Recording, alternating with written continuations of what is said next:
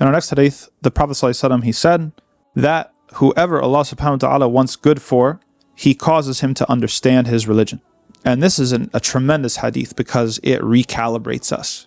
If you're an adult, you're responsible for people. You've got to make money. You've got to hustle. You've got to have a job. You've got to take care of things. And so a lot of what we spend our time interacting with is the dunya.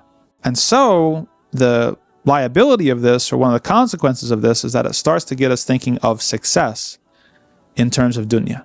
And even when it comes to knowledge, it gets us to think about knowledge in terms of dunya. You tell somebody's parents they're going to Yale or they're going to Harvard, and you see the reaction. You tell them you want to drop out and you want to go to Morocco or Saudi or somewhere to study the deen, and you see the reaction. That tells you all you need to know about how much we need this hadith. You get that full ride to Harvard or that full ride to Yale, everybody's going to celebrate you. The marriage proposals are going to come in force. Everyone's going to be like, this is the guy, I made it. But you're going to live in some sort of roach-infested apartment in Medina or in Cairo or in Fez, studying the deen, eating bread and lentils for years, just trying to understand Arabic, get your tajweed straight, understand basic fiqh, these sorts of things. And you're seen as a failure. The marriage proposals dry up. You're not celebrated, you're overlooked. Unfortunately, that's the dunya, and that's where we are. The Prophet ﷺ, he's trying to correct and recalibrate our sensors.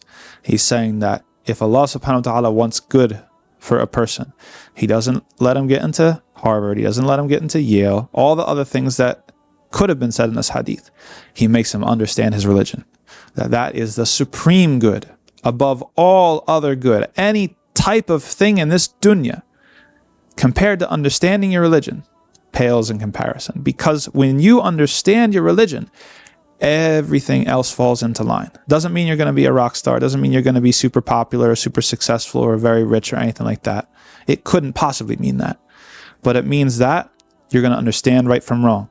You're going to sleep well at night because you understand, you're not going to make enemies unnecessarily. You're going to forgive people and be forbearing. You're going to go out of your way to encourage what's good, the known good, and you're going to be a factor in limiting and prohibiting and preventing the evil from taking place. You're going to be an essential component of your community. You're going to uplift everybody and everything around you. That's why in another hadith, the Prophet ﷺ said that for the alim, somebody who is learned, somebody who understands his deen, every single creature on earth asks Allah to forgive that person, even the fish in the sea. We need this hadith more than ever. We need the ulama.